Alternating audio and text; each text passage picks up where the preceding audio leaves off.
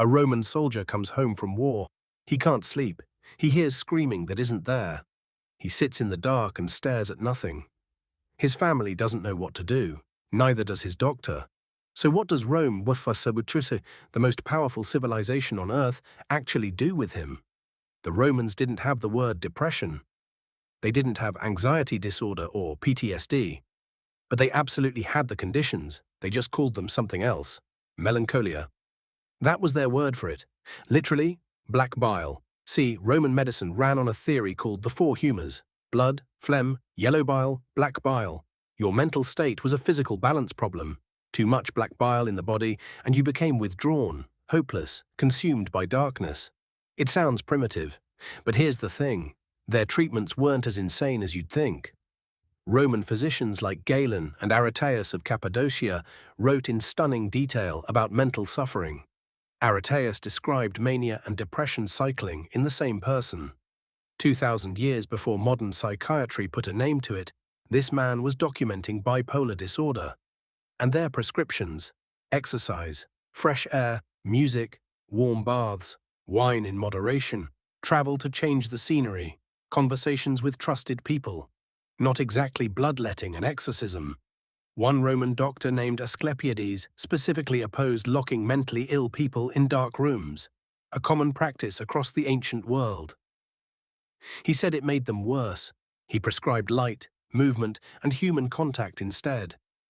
He was right, and he figured that out around 100 BC. But Rome was also Rome. If you were wealthy, you got Galen. You got a physician who listened, theorized, prescribed rest and philosophy. Marcus Aurelius himself struggled with what sounds a lot like depression. You can read it in his private journals. He had access to the best minds in the empire. If you were poor, you got nothing. Or worse. Mentally ill people who couldn't care for themselves were often abandoned, left in the streets. Some were put on display.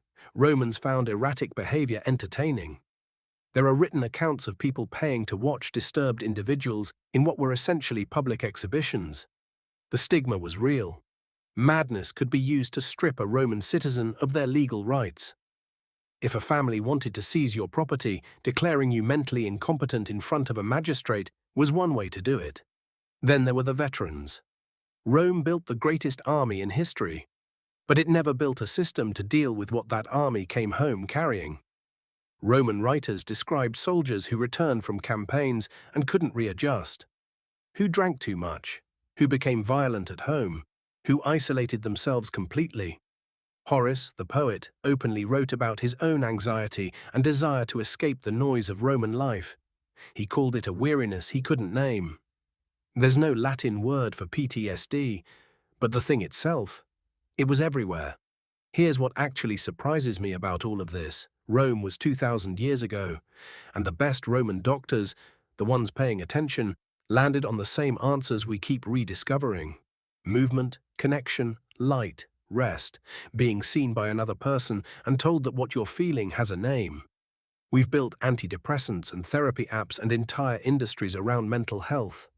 And the core of it is still the same thing Asclepiades figured out in 100 BC. The mind has always needed the same things. We've just spent 2 millennia arguing about why.